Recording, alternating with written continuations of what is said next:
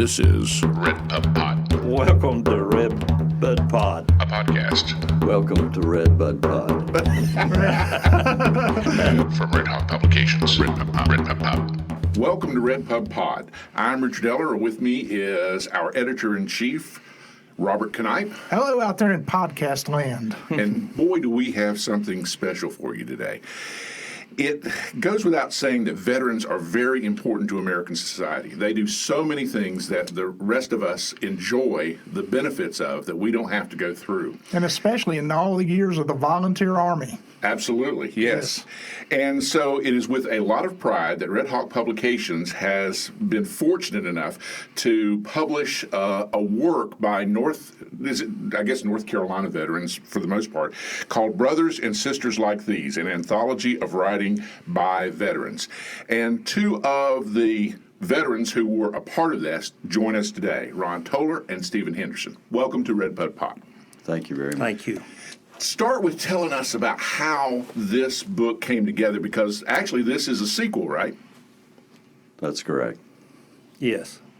It came about because our first one was very successful, but it was a group of all male vets when we were brothers like these. And then we went into the VA started. They had the program. It was started by our medical doctor, and then Joseph Piante, which was the state poet laureate, was our teacher. And then the VA kind of started slacking off, and when COVID hit, they just quit. So Ron and attorney John Mason and Alan Perkel and myself, we decided to incorporate and start a nonprofit and continue the classes. But in doing that, we found a big need in the Iraq-Afghan era vet and the Desert Storm vet. And so in doing so, there were a lot more women involved in even combat. So we found our first female combat vet, and it was just quite moving. And a lot of things they did in Iraq and Afghanistan, we did in Vietnam. And she was just so great, and she wrote a story about that, and that won the hearts over the Vietnam vets. Okay, and her work is in here. Yes. Okay. Stacy Lissenberger, and she has been a big part of our group. She works at the VA, and so she has really helped our group, and her and Elizabeth Henney, they did a group of women that had been sexually assaulted and molested while serving this great nation, which is, I feel like, one of the worst atrocities of the military. Yeah. How these women were treated. A lot of them were officers, and their superiors were the perpetrators. And so we had a class on that and found out that writing not only helped PTS, mild TBI, and now it's helped sexual trauma. And so it's just like everything just keeps coming together with us.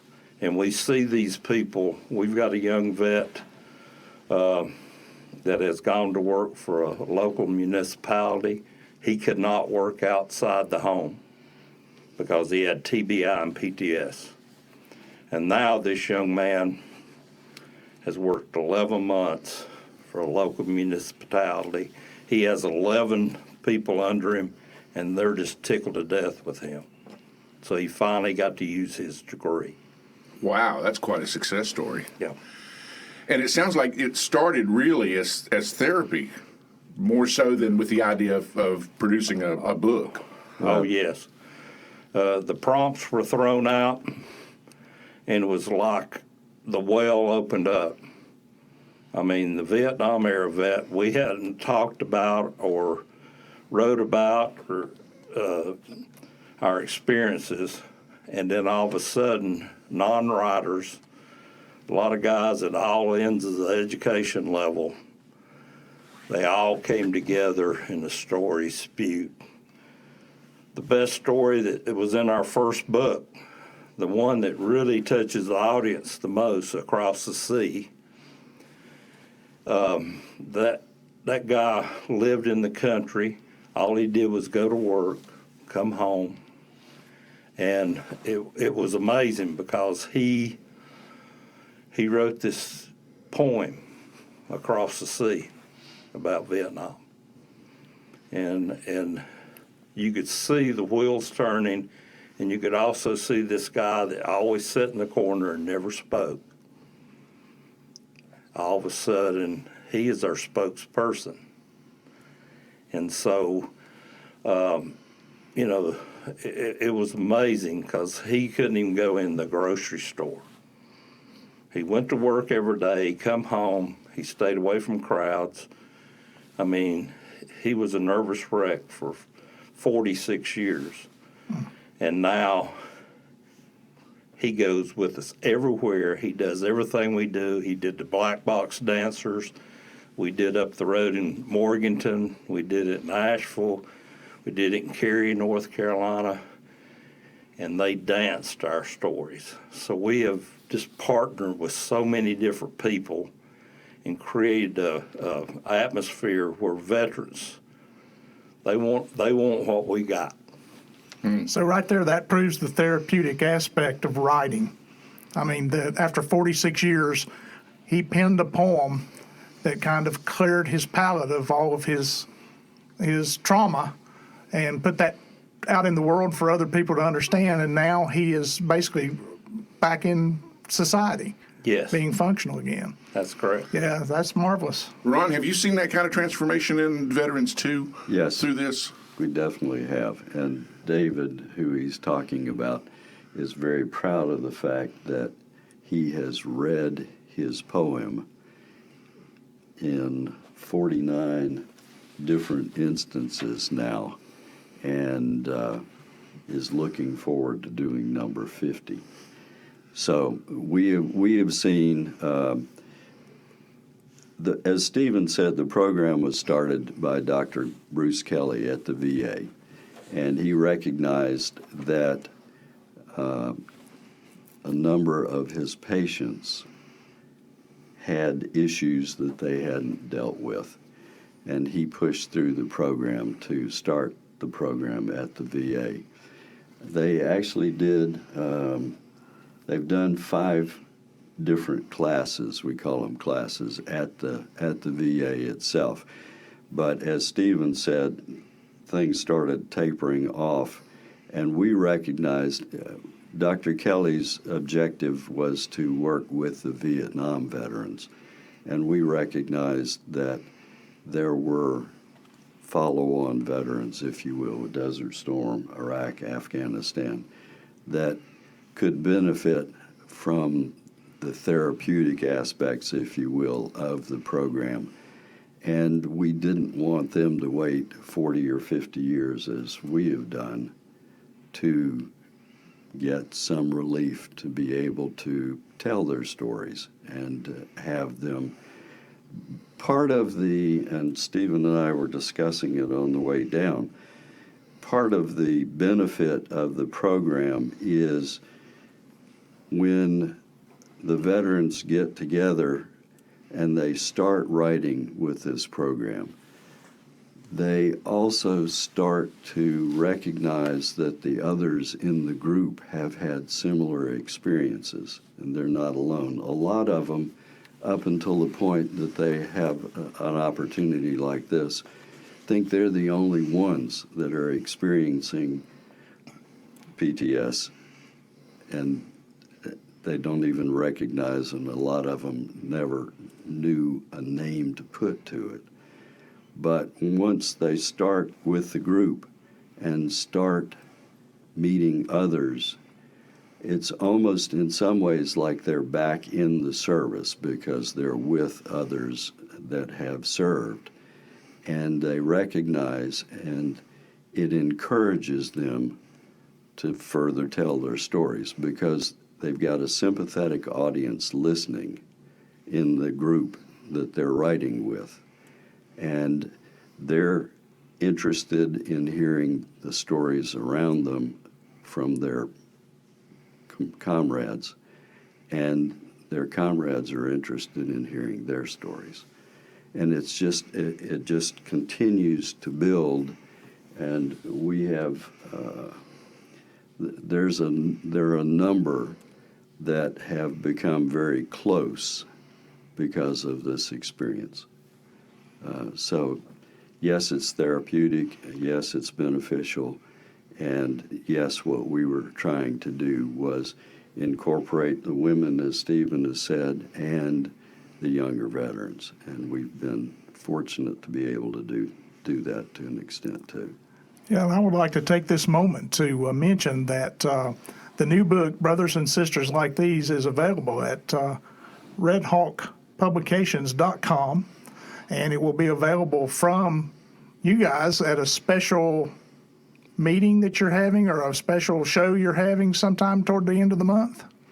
We are going to do a reading with 15 to 20 of our members at the Flat Rock Playhouse in Flat Rock, North Carolina on the 29th of January at 2 p.m.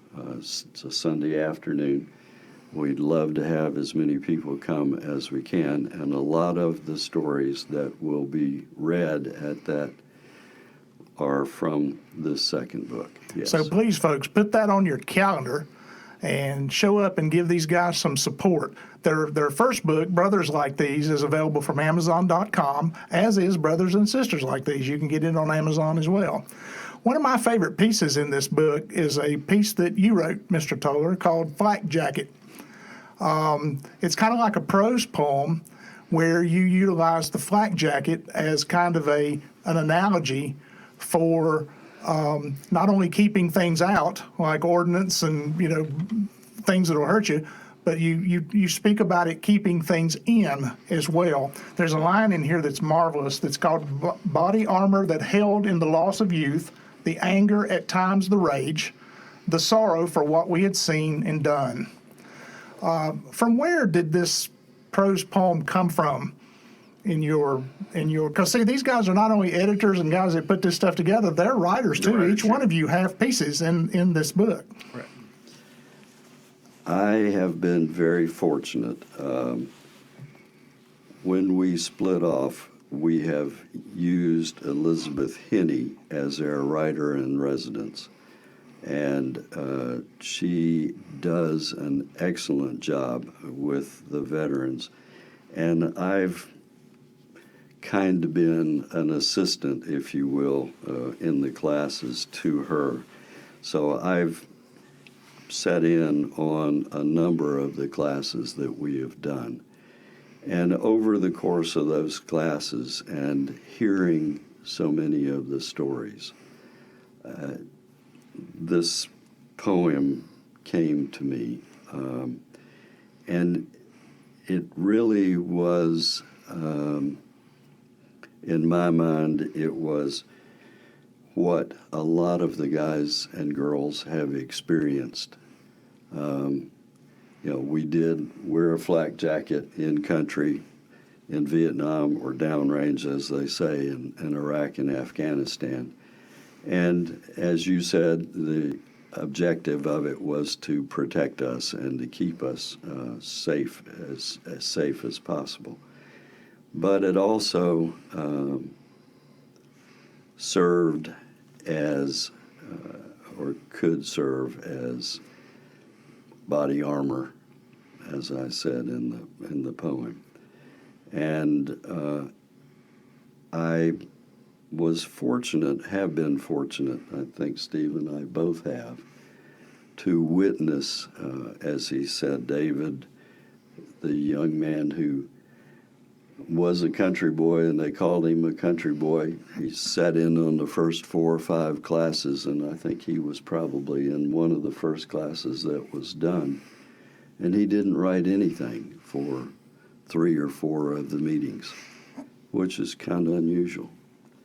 And his wife told him when he went home, she said, you know, you better write something or they're going to kick you out of the class. Now, that wouldn't have happened, but it motivated him to sit down, and he sat down, and he still carries the original notes that he sat down and he wrote that poem in one sitting. And to me, his poem, Across the Sea, encapsulates the experience of the Vietnam veteran extremely well. And, you know, I have had the opportunity to see several people open up like that and start to share their experiences and their recollections. And the poem that I wrote was a result of that. You see a lot of aspects to the veteran experience in here, because when you were talking about female veterans, I read one where she was talking about finding community, and it was easy to do with an older veteran. He'd served in Vietnam, and she'd served later. But that's just sort of natural thing that you guys see happen probably all the time, right? We got that idea from the VA does a moral injury group, which is big in the South, because most of us were raised in a moral home or we were raised in church. And we had to do a lot of things in war that was totally against what we were taught. I see. Mm-hmm. Okay. So in our last class, we met this Monica Blankenship. Her story's in this book. And it has to do, she felt like she was not a war vet because she did medevacs in and out of Vietnam. And she's also done them in other war zones for several years. And she met her husband in Vietnam, which was a doctor. And he just passed away in the last 4 years. And she's moved to Asheville. She's adopted an Afghan family of a man and woman and their 2 children. And this lady has so much compassion, it's just unbelievable. But she talked about her friend that was on a C-5, which is a huge airplane. And they were rescuing babies at the end of the Vietnam War in 1975. We'd pulled troops out and the communists were coming. I mean, they were coming fast. So she's sitting watching CNN a couple of years ago, and we were pulling out of Afghanistan. And she saw these Marines grabbing these babies and carrying them to the plane, and all this come back to her. And that's what we find with our vets. Something triggers it, and it comes back, you know. But to try to compress it again, which we were told to do when we come back from war, and they still do that. But if you write about it, it takes so much pressure off your shoulders and your mind. So this lady, they were rescuing 78 babies. Most of them were biracial. They were half American, half Vietnamese, because of relationships, because of rape, because of all different means. And they knew when the communists come there, they would probably kill these babies. So they put them in these little boxes, tiny babies. And they put them on this plane, and each one of them had a service member. Army, Navy, Air Force, just whoever they could get together was leaving country. And each one of them had one of these babies. They changed and made sure they were fed and stuff. And the plane takes off out of Saigon, and it crashes in a rice paddy. Mm. And this lady, one of her best friends, another medevac nurse, they're crawling back into the plane, it burning, trying to save these babies and service members. and ended up, I think they got 48 of the 78 out. Some of them were severely injured, but something like 30 of them perished. These little tiny babies, and she wrote this beautiful story. And I told her it had to be in the book. I think we put it in right at the last minute, but she's found a home in Asheville, which is completely, it's kind of crazy how she ended up there. But we found that our Iraq Afghan vets, they have so much to offer. We've worked with Veterans Treatment Court. And what they do, they take vets that due to injury or something, one guy, 48 surgeries, and was on pain medication for 18 months, and they tried to wean him off too much, and he got on heroin. But they commit crimes. In Buncombe County, I'm proud to say, Judge Marvin Pope started a Veterans Treatment Court. It's the only one, and there's 3 in North Carolina, but it's the only one that handles felonies. They just graduated a year and a half ago their first female combat vet out of that program, and she got her children back, and her children are straight A students, and one of them's in a full ride scholarship. Well, she's in our group, but we had classes there, and Tommy Cannon and Elizabeth Henney did those classes with these young men and women that that are really struggling. But all these people got their families back. They have to get a job. They have to get. So we've partnered with Veterans Treatment Court. We've partnered with the Blue Ridge Honor Flight. They allow us to read on every flight coming back from D.C. and offer our program to the veterans on that flight. So, we've just seen so many people embrace us and want to be a part of us, and in turn we get to be a part of them and meet more and more veterans. But I've yet to see, I think over 100 has been through our program, and, 30-some decide to put stories. A lot of them write them just for themselves, and they don't read, but they're still getting good out of it.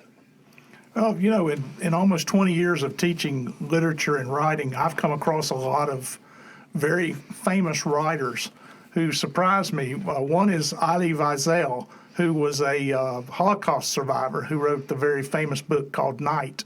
And a quote that I read from him years ago said, "I write not to be understood, but to understand." So you're not really writing for an audience, you're writing for yourself, to where you can understand what it is that you've been through.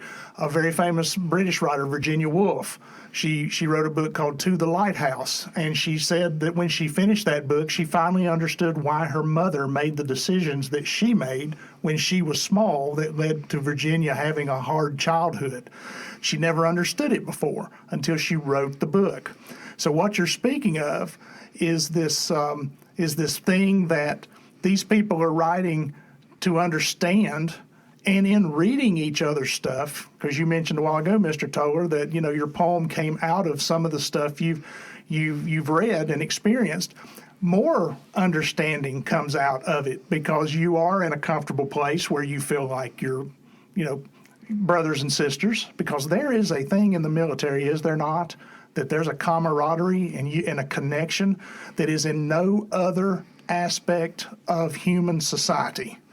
Would you say that that's true? It's totally correct. Yes. I mean, from where does that come? Does that come from the life and death kind of aspect of the work? You share more with the person in the foxhole with you, in the plane with you. You share more with your brothers and sisters that you're fighting alongside than you've ever shared with your family. They see you at your best. They see you at your worst. And we found this. After 46 years, Our guys go to class. By the third class, they're bonded together as a team because it's like serving again. Okay. Yeah, that looking out for each other. Right. Yeah, and it almost looks like you guys are giving them, and I hasten to use it this way, but a bit of a head start on their recovery, however you'd want to put that, because it's taken 40-some years before you guys had the opportunity to do this. It's happening for the Iraq veterans much sooner than that. So you were kind of reaching out to those vets to say, this helps much earlier in their life than you had that opportunity. I love the way that Dr. Kelly quotes, this is right at the top of the book, he quotes Ron Capps as saying, not everyone is a storyteller, but everyone has a story to tell. And so it's just a matter, I guess, at that point of helping folks get over, fears about writing, and a class gives you that safe environment to do that. Right. Yeah. And there is an aspect to this kind of work coming out that lets people know that this is not hard. I mean, you can really, with editing each other and talking to each other, there's a lot of peer revision goes on. So if you think you're not a writer, you are a writer. You just have to get that skeleton of the story down that first time, and then other people will help you fashion it into what it needs to be. One of the ways that the class is presented, if you will, is everybody is given an opportunity. And initially, with Elizabeth, she'll start out and use a word, uniform or service or something like that, and have the group write for 5 minutes or so, and then give them the opportunity to read what they've written. And as the class progresses, toward the end of the first class, they're given a prompt, and it's something to start with, very simple, like where I'm from is one of the first prompts that we use. And the veteran has the opportunity at home to write the story of where I'm from, however they choose to do it. Sometimes it's their childhood, sometimes it's their overall upbringing, that sort of thing. And they come in the next week and they have the opportunity to read their story to the other class members. And the other class members are instructed, I guess is the way to say it. But what we try to do is when each person reads their story, I'm listening very intently so that I can pick out a word, a phrase that stands out in what they have written. And then as they finish reading their story, we go back and tell them the prompts, the words, the stories, the lines that were impactful. And it's positive reinforcement to encourage them to write and to write further and to appreciate what they've written. It may not resonate with them, but it resonates with others. And when you tell them that, then it gives them a different perspective on what they've written. That's marvelous. That's exactly the way that, we are instructed to teach writing here at the community colleges. There's no such thing as bad writing.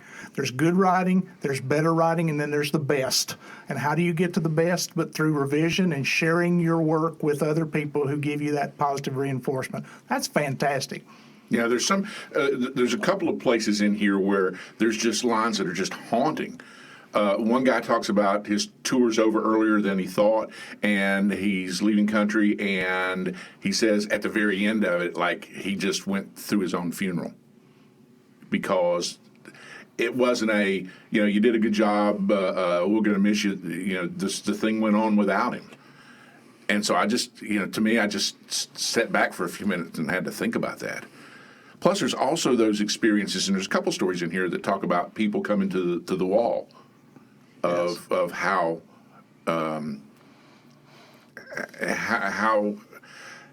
important that was. You know, I mean, one guy went 3 or 4 times, I think, before he was able even to go. What's been the reaction? Because you've taken this on the road with the first book. You had some readings across the state. What's been the reaction from the people who've attended your readings? We offered to Fort Bragg to come down there in Fayetteville with the North Carolina Arts Council. I actually footed the bill for it. And they made sure all our guys that wanted to go could go. And they decided they didn't want that at that time, so we offered it Jacksonville, North Carolina, Camp Lejeune. Just And of course, I'm an old Marine, so that just lit me up like a Christmas tree. And we went down there, and this admiral that was over the TBI clinic down there stated, "We feel like the art is doing more for our vets with PTS and mild TBI than we can ever do medically." That's a Wow. that's a That's a powerful compliment. statement. Yeah. Yes. So the Arts Council actually paid our room and board, and we read there, we participated, and in turn, a young man was sitting there that works with Duck, North Carolina, out on the Outer Banks.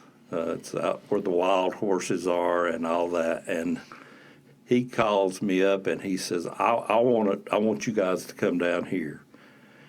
Tell me what I need to do. And I said, would you rent us a bus? He raised the money to rent us a bus. The hotels and motels in that area are hotels.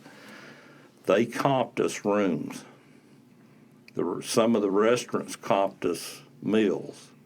And we went down there and read for a packed house. And then we got to doing this thing with the black box dancers. But you know, we're the North Carolina Veterans Writing Alliance Foundation.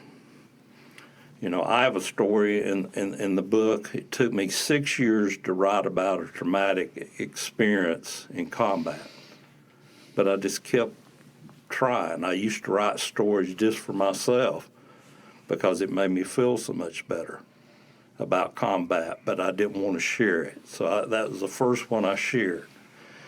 And it was about carrying a body around in a body bag of a young man that I really, it just was amazing. He was the biggest Marine in our outfit and got killed walking point.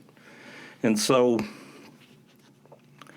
we've got guys that were at the lowest end of the spectrum, grunts. We've got guys that were pilots. We've got one man that this has helped so much. He's a retired colonel, and he flew 2 different fighters in Vietnam. And then he went on to fly as the squadron leader for the first stealth that went downtown Baghdad, and we all watched that on CNN, how they just pinpointed targets. And he was the commander of all these young hotshot pilots. And it was a bad experience at the end of that for him. The writing has really helped him. I was going to compliment you on that story, My First 6 Days in the Bush. That was a great story. Thank you. That was really good. That reminded me of so many other stories that I'd read, but the feeling of being there is just translucent in that story. So accolades on that one. I've got at the end of a lot of emails I send, I've got this saying: in war, there's no unwounded soldiers, and there isn't. I've met guys that, you know, the mental is a lot worse than the physical.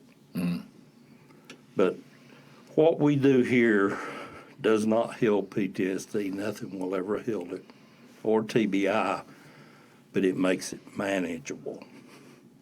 And I'm telling you, like when we do this reading at Flat Rock, for weeks, all our people that read are on a high, a good high. It's a lot better than you can ever get from drugs or alcohol. And a lot of our guys have done both. The young ones usually do the drugs. Vietnam veterans, a lot of them are alcoholics. But most of us were workaholics. And so when we retired, all of it came down on us. And that's what we're finding. So when Dr. Kelly, we were his patients. He was our medical doctor. He saw that in us, and he felt like that he could do something mental health couldn't, and he started this program, and it has. I don't know of a man that went through those early classes in the basement of the Charles George VA Hospital that didn't come out feeling so much better. Now, when you say you're on a high after one of those readings, is it because of the feedback you get from the audience, or is it just the ability to get it out? The standing ovations, to see that, for years we were told, don't tell anybody what you did, they don't care about what you went through. And, in society, and especially the press, sometimes makes you feel that way. Because Vietnam veterans got a lot of that. Right. Yeah. And did you say earlier in this conversation that they still ask you to tamp it down, to kind of forget it and don't talk about it? The military when When you're leaving? Yes.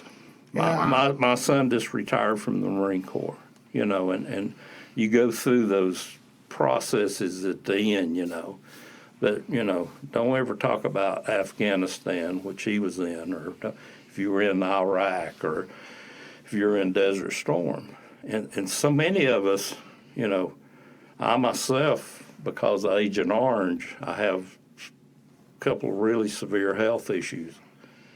And we see that with our guys and girls that are riding.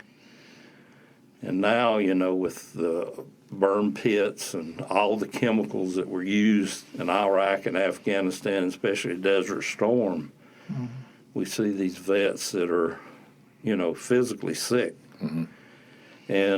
But VA has a lot of the vets, because, machoism or whatever, doesn't want to go to therapy. I go to therapy every 6 weeks now. It used to be every week, and now we're up to 6 weeks, and I'm proud of that. But it keeps me, that and writing keeps me balanced. And what Ron and I do for this foundation, to see these young vets, to see that guy get a job, something he's wanted for 14 years, and to be successful at it,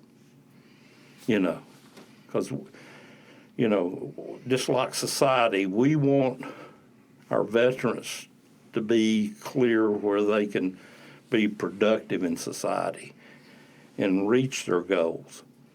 We don't want them to sit at home and draw a check, and they don't want to do that. I have never met a veteran that served their country who wants to do that. And we've given them the opportunity to manage where they can work in the workplace. So, ladies and gentlemen, when you buy one of these books from RedhawkPublications.com, you're not just buying a book. You are investing in the future of veterans. You're investing in the future of human beings in our society who have given of themselves aspects that a lot of us do not have the strength to give. And proceeds of this book go where? The proceeds of the book go to the North Carolina Veterans Writing Alliance, and we use the proceeds. We're a strictly volunteer organization. Nobody draws a salary or anything like that.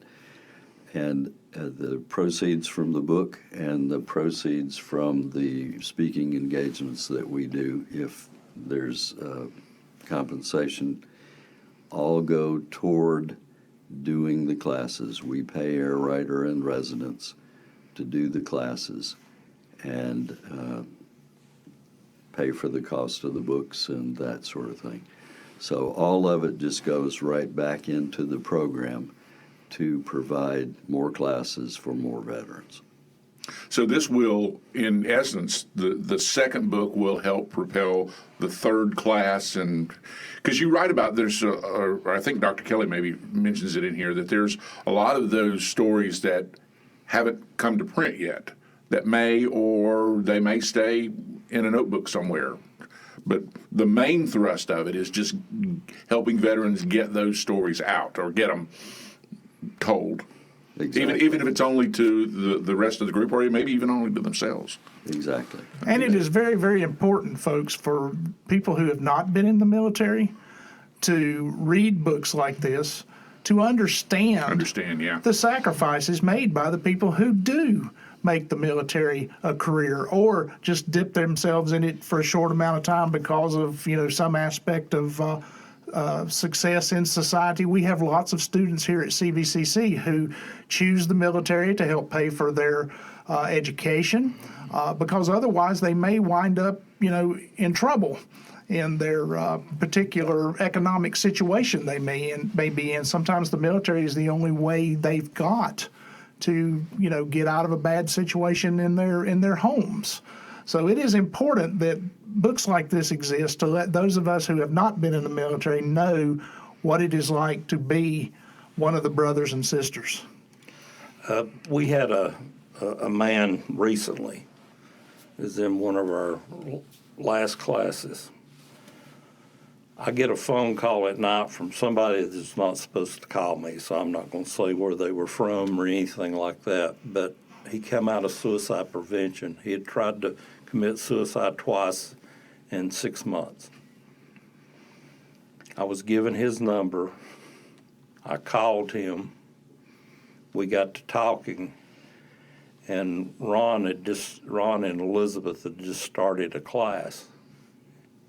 And I just met him over there and took him in, introduced him to class. Nobody knew why he was there other than he's just another vet. And this guy has completely turned around. He wrote a story about how it saved his life. Really? Yeah. He went through a personal experience, and because Vietnam just kept coming back to him time and time again, and so this bad experience with his family had happened. He had just moved to the Western North Carolina, and then when he called the suicide hotline, and then it was just, this person told me, said, I have no idea what to do with this man because of what he's going through. And we did outreach with these people. We do outreach with Ron and I have, and Alan Perkel, and we've done all this outreach with suicide prevention and different people. So they respect what we do. And that adds to your range of stories. It's not just veterans talking about what it was like when they were serving. It's some of the process they've went through since they've been back, and how to the places that can take you, which are sometimes not good at all. I mean, you're leading to suicide and the like. Right. Yeah. For a veteran who is interested in seeing what this is more about, what should they do? They should go to our website, just send us an inquiry, and then either Ron or myself will get back with them. Not only the resident writer that teaches our classes with Ron, Elizabeth Henney, she worked 9 years active duty going to and coming back from Iraq and Afghanistan. On Army bases, Navy bases, Marine Corps bases. So she's a vet too? She's a counselor who worked with the veterans that were going and so coming back. She's a therapist. We had a guy that had a flashback. She took care of it right then, and we get a twofer with her. Therapy and writing. Right. Yeah. Because she knows how to handle these vets if they go off, or if that memory brings back a really traumatic brain thought to them, and they go off in class. She knows how to handle that, and we're just so blessed with her. She just ended up in Asheville. You know, she was from out west, and she just ended up there, and our guys and girls just love her, you know. And so, you know, it just builds such camaraderie with the veterans, but they think she's an honorary vet, just like what you just said, because she really knows so much about veterans. She wrote a great book that helped me understand Iraq and Afghan vets. You know, The Honor Is Mine. Mm. And if you ever get a chance, you should read this book. It's so emotional how she dealt with these 18, 19, 20-year-olds getting ready to go to Afghanistan or when they come back, and what it was doing to them and their families. And so she's talked to the mothers, she's talked to the wives, you know, and help with them also. So a person can Google the North Carolina Veterans Writers Writing Alliance. Writing Alliance. Okay, North Carolina Veterans Writing Alliance. Just put that in your Googleplex, your Google machine, and that will take you to your website where they can then contact you. Now, will that take you also to that video that's about a 10-minute piece that shows some of the readings that some of the veterans staged? There was a video piece, I remember. Yes, I believe that's on there, and we're getting ready to add a couple more. There have been 2 or 3 videos that have been done that we're going to have on the website. But I believe it's brothers and sisters like these .godaddy.com. So Okay, did you get that? If not, just put it on pause, put it in your Google machine, and then unpause us. There you go. Because that's the great thing about a podcast. You can listen to it anytime. And back it up and go forward. Yeah. Now, the Flat Rock event in late January, I take it that, kind of like the first one, you sort of had a bit of a road tour with this where you took it to other places. Are you guys open to doing that if someone would like for you to come visit? We would like to go to anywhere in the state of North Carolina and do this program. Okay. And, you know, we can do it at a small venue and bring 5 readers, or we can do it at a large venue like we've done it in Cary and Outer Banks and all these places where we can bring, you know, 12, 15 readers. And it's just a great night for people to sit down. You know, we've had a lot of people show up that they lost loved ones in Vietnam, Iraq, Afghanistan. We do have a Gold Star mother in our group, and it's just unbelievable. Her son was killed on his second tour in Iraq.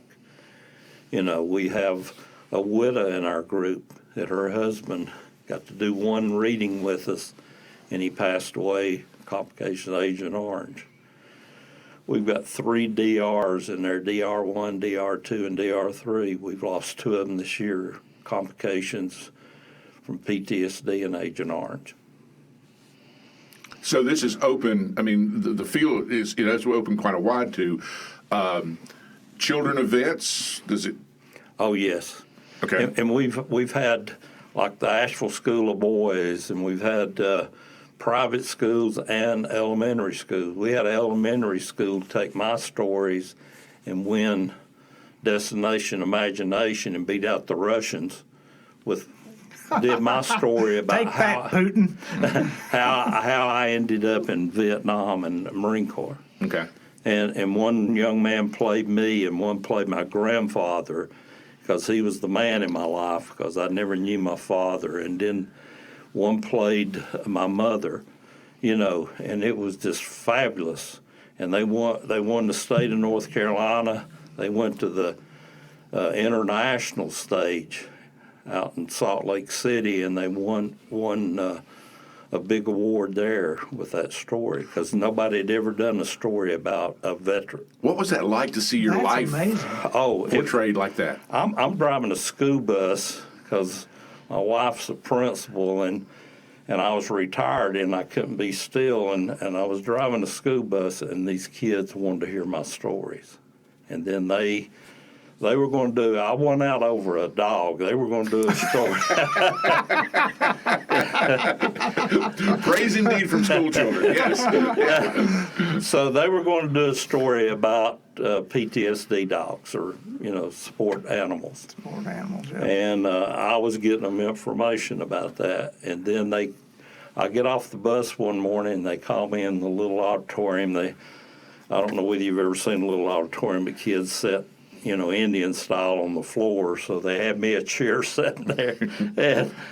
And all of a sudden, these kids come out from Destination Imagination, and this young man looks out and he says, "Hi, I'm Steve Henderson."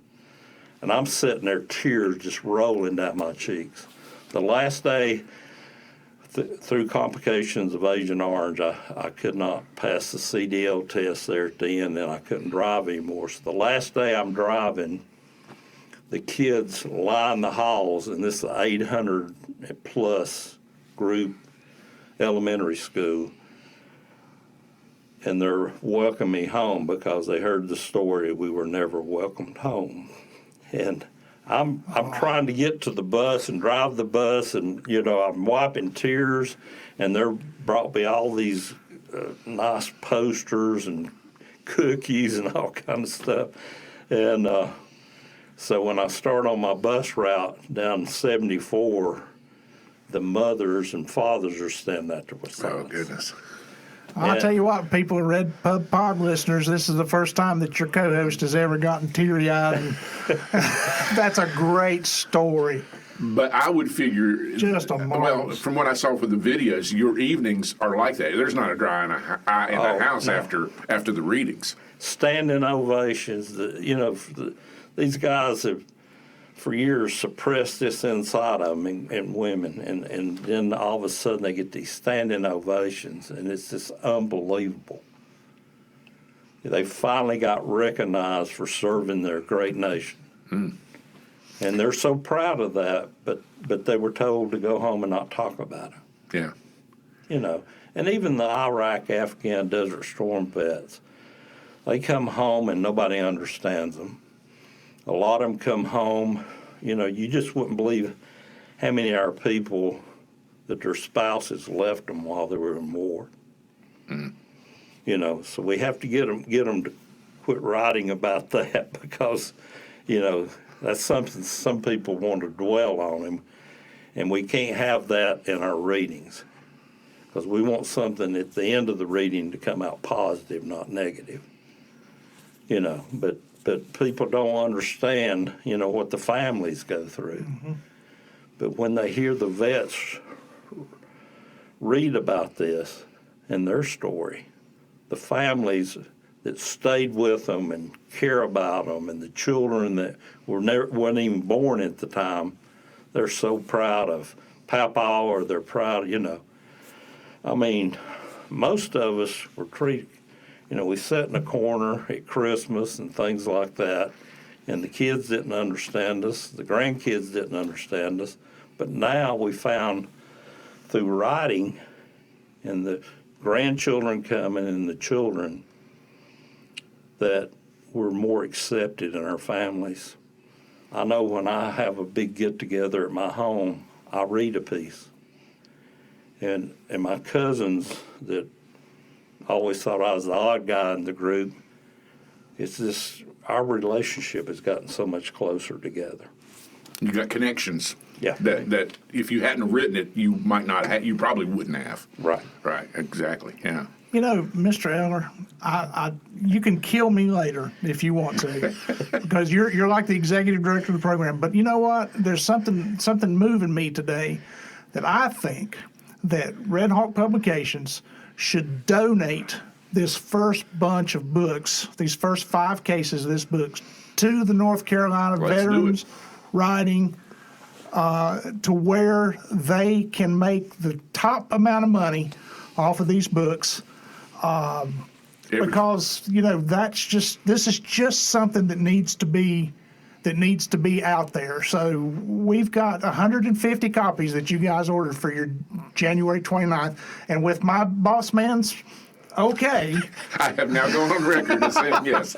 So, I think, because I'm like the chief financial guy, so guys, we would like to do that for you today. we'll even haul them to the car. Yeah, we'll take them to the car for you. We'll carry them for you. But this is just too good. I want everybody to read this book, and I want your program to be able to thrive. So I've been sitting here thinking about what to do, and that's the thing that I think that we should do. So I hope you don't mind if we do that. I'm speechless. That's just awesome. We would really appreciate it. And what we would like to also give as a consideration is that we would be willing to come here in Hickory and conduct classes here at the community college or, an appropriate place. We usually try to do 8 or 10 members in each class, and that seems to work best. I understand that you have a number of young veterans that are in your programs, and hopefully we can spread the word to them and offer the program to them. We're willing to go within a reasonable distance of our home base area in Asheville, but we want to expand this program all over the state. Well, thank you. You're doing nothing but good. And so we love being partners with you guys because it is incredible how it's grown, and it'll only grow further from whatever you guys do. So thank you for allowing us to be a part of it. And I would argue that if you get this book, you need to go to one of the readings because they work really well together. I mean, you understand it by reading it, but I bet, because I've just seen from the videos, watching the vets read their stories is another extremely powerful way to get this information out. So, And another thing that's marvelous is go to the readings. Take a trip up to Flat Rock and buy the book there and get the signatures on the essays. Turn to the pages that the essays are and the readers that are there. Let them sign your book as something, as a keepsake. Let them know how much you enjoy what they've written and how happy you are that their transformation has taken place because of this program. Just give them that appreciation. So, because I think what some of this is delayed respect. That these readers are finally getting the respect that they should have gotten a long time ago. I mean, you guys are personification of that. But that you guys, when you read it, finally find the audience who says, yes, we respect what you did. We appreciate that. We've come to understand it in a way that we didn't before. I mean, thank you for your service is a good thing, but you can really think of it for his or her service if you attend these readings, if you support veterans' causes, if you support these kind of programs that help veterans.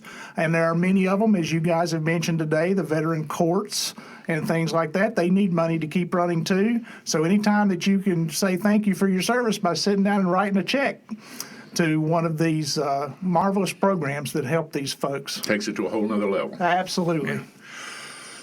Well, Ron, Stephen, thank you so much for being a part of the program and for blessing us with the opportunity to produce this. And thank you for being here today. Yeah, either one of you got any more to say? I'm sure there's more stories. We've really enjoyed this. We've really enjoyed the professionalism and the heart that you folks here at the community college have, and the press. And I hope some of you will come. We would like to recognize you there. If you could send somebody or all of you come that we dealt with, because this is I was telling Ron on the way down here, this has been a wonderful experience. And I hope we get to do some more books. And we do have some of our guys that are writing books, and we're going to steer them your way. Well, thank you. Thank you very much. We've got one that just passed away, and his wife is putting it together, and I've recommended to her that we bring it here. And it's going to be quite moving. He was a medic in Vietnam, and the things that he saw and went through, and he was just a fabulous writer. And he lives in Old Fort, North Carolina. And so we definitely want to continue this, what we've got here, because meeting with you guys and how you've treated us and how you care about our vets and our stories is second to none. That's right. Well, thank you. We certainly appreciate that. We only have one request of you. At the end of RedPubPod, we ask, can you say that 3 times fast? Can you say, welcome to RedPubPod? All right, just once. Could you say it just once? Welcome to RedPubPod. There you go. Welcome to RedPubPod. That's good too. Thank you for joining us, and make sure you get a copy of Brothers and Sisters Like These, an anthology of writings by veterans, 77 stories by 35, 40, some, a couple have different stories in here. You will not regret it. Bring your tissue. 6x9 trade paperback, $15 retail. Get it on RedPubPod. Oh, you can get it on RedhawkPublications.com, but we also want you to go to Flat Rock and get it from them too. And more dates to be announced soon. Absolutely. Thank you, gentlemen. Thank you. Thank you, gentlemen, very much. Thank you. This has been RedPubPod. RedPubPod, a podcast RedPubPod. from Redhawk Publications. That's good too.